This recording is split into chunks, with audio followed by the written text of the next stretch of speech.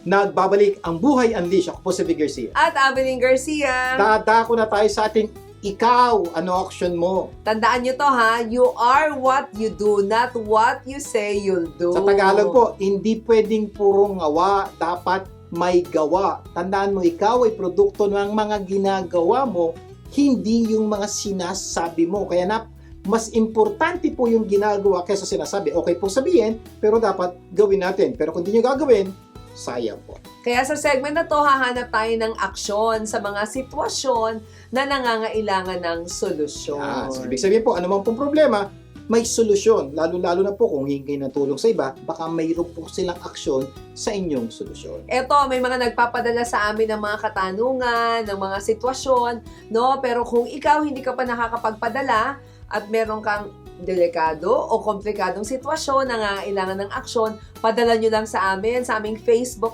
account or YouTube channel na Buhay Unleash at baka sitwasyon nyo na ang susunod naming aksyon. Gawin niyo po yan dahil kung minsan hindi niyo po alam yung solusyon sa inyong sitwasyon, baka naman may ibang taong nakakaalam.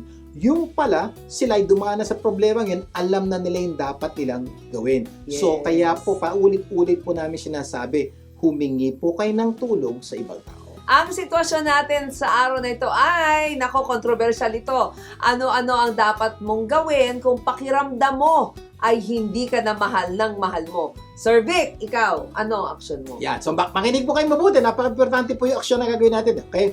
Bago namin aksyonan ang yung sitwasyon sa araw nito, itatanong po muna namin sa inyo. Ikaw mismo, ano action mo kung pakiramdam mo hindi ka na mahal ng mahal mo? Right now, assuming may asawa ka, medyo madali. Kapatid, kapamilya, mahal mo rin yun. Assuming hindi ka na mahal ng mahal ito. Kung wala ka pang asawa, imaginein mo may asawa ka na. Ito good news. Maski man lang sa imagination, nakapag-asawa ka. Ano Diba? Ang ba? ganda-ganda. O sige po, pag-isipan nyong mabuti. Kung may katabi ka ngayon, pakisabi mo sa katabi mo, ay, ito ang aksyon ko pag ganito sitwasyon. Sige po. Oo, so sabihin mo sa kanya kung ano ang aksyon niya na. So, bigyan namin kayo ng ilang segundo para gawin yan. O, Sige po, sabihin nyo sa katabi nyo. Kung hindi nyo naman po, wala naman kayo katabi, kayo mismo nagsabi, wala kang kausapin mo ang sarili mo. Ito ang gagawin ko pag ganito sitwasyon. Yan. Okay, pero game. ikaw naman, Sir Vic, ikaw, ano ang action mo? Kung pakiramdam mo, hindi ka na mahal ng mahal mo. Okay, makinig po kayo mabuti. Ito po ang sagot yan. Simple lang. Kapag hindi ka na mahal ng mahal mo, napakasimple gagawin mo. Gantihan mo. Ganon? Oo. Huwag mo na rin siyang mahalin para fair. Hindi ka niya mahal, huwag ka niya na mahal. Hindi ka na niya mahal, huwag mo na rin siyang mahalin. Hindi ba? Tama yon? Tama. Joke lang po, hindi po yun. Joke lang po. Huwag niyo pong, huwag niyo pong gagawin yung sinabi ko. Medyo nagpapatawa lang po ako.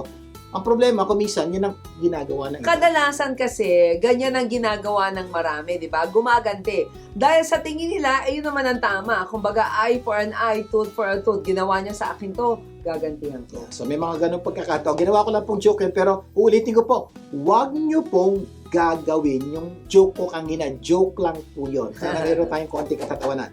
Okay, this time. So, balik tayo sa ating sitwasyon, ha? Ano daw ang gagawin natin kung pakiramdam natin, hindi tayo mahal ng mahal natin. Ito totoo na po, ha? Ito na po, okay. May ilan po kaming step na ituturo po sa inyo kung mangyayari po ito sa buhay nyo.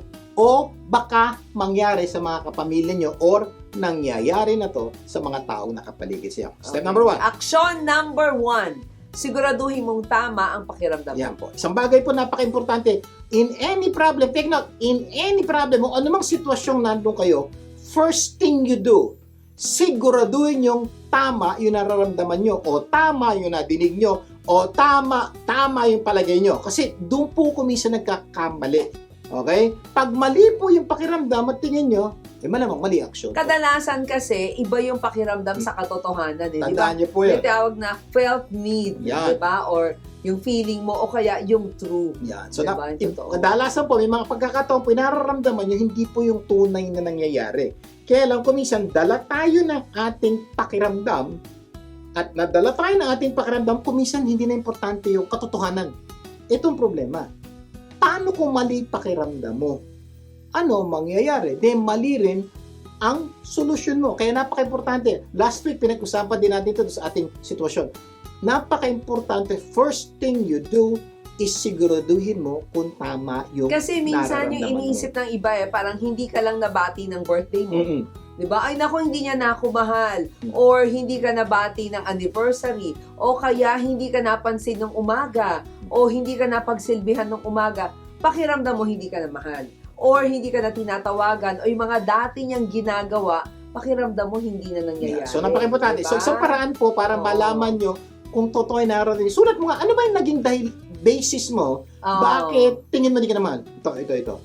Okay, nasulat mo na. Paulit-ulit mong basahin. Tanong, may basis ba? O medyo na-imo ka lang? So, ibig sabihin, i-challenge mo Challenge yung mo yung sarili mo, sarili no? Parang, hindi naman kun. Wala, pakiramdam. Pakiramdam Pangalawa, mo lang. may ibang bagay naman ginagawa yung mahal mo na parang okay naman. Natuon ka lang dito. Oo. Isa yon. Pero kung medyo talagang maraming, halos pakiramdam mo tama ka, the best way to do it is tanungin mo. Sinong tatanungin? Yung mahal Yung mo. mahal mo. Kung mahal ka pa. Oo. Kasi yun po yung ultimate evidence or proof na talagang meron nangyayari. Pag sinabi ng asawa mo, bakit? Paano mo naisip? Ito. Honey, Ano ka ba napagod lang naman? ako eh. Kasi Oo. ganito, may iniisip ako. So, hindi kita napansin. Pero mahal kita. Sasabihin ng asawa mo, baka. Medyo parang nawala na yung pagmamahal ko sa'yo. So, yun po yung At least ultimate you can validate. evidence na totoo'y nararamdaman mo. So, napaka-importante step number 1, siguraduhin mo, find ways. Huwag po kayo makikinig sa chismis, sabi ng iba. Kung sigurado ka na, ito yung next step na dapat magawin. Action number 2, kung mali ang pakiramdam mo, kalimutan mo So, na. napaka-importante. May pagkakataon na pinaliwanag sa'yo ng mahal mo. Ito, kasi ganito, patawarin mo ako. Honey, medyo busy na ako, marami kong iniisip, marami kong problema sa trabaho. So, ibig sabihin, mahal ka niya. Medyo marami lang gumugulo So, sa ibig isip sabihin, niya. kakalimutan mo na yung basihan Pakiramdam mo. mo. Yung Oo, pakiramdam mo. yung pakiramdam mo dun sa naging basihan mo na hindi ka na niya mahal. So, ibig sabihin, wala palang problema. Oo. May mga pangyayari lang na Trigger. nagdala Oo. para umaksyon ng gano'n yung mahal mo at alam mo, nangyari na rin sa iyo. May mga pagkakataon, may mga taong galit sa iyo. Taka ka, ba't ka nagalit? Kasi ito, sorry, hindi ko sinasadya. Medyo nagawa ko, pero hindi ako galit. Mahal pa rin kita. So, nagkakaintindihan po, yun po yung napaka-important step. Because the moment you fix step number 1, baka hindi ka na pumunta sa step number 3, 4, and 5, or huwag ka naman problema. Oo. Pero may mga pagkakataon, confirm, totoo, sinabi, may facts. Ito na. Action number 3. Action number 3. Kung tama ang pakiramdam mo, pag-usapan ninyo ng mahal mo kung ano ang pwedeng gawin para manumbalik ang inyong pagmamahalan. So basically po, umamin na Oo. po yung asawa mo sa Oo nararamdaman niya. Oo. So you need to sit down. So honey, bakit ba? Pwede nga sabihin ng asawa mo, number 1, number 2, number 3, Nakalimutan mo to. Hindi mo Oo. ginawa to. Pwede. Oo. Or may mga pagkakataon po, isa lang ang sasabihin niya. Ano yung sabihin niya? Wala lang, I fall out of love. Yan. May mga pagkakataon, medyo mabagaan na, medyo parang hirap tanggapin na sagot. Pero wala kang magagawa. Yun yung kanyang pakiramdam. Ibig sabihin, pakiramdam niya rin yun eh. Ikaw, at least, pagkakaiba mo, nanonood ka ng Buhay Unleashed. At least, natuturuan ka namin kayo na hindi lahat ng pakiramdam. Totoo.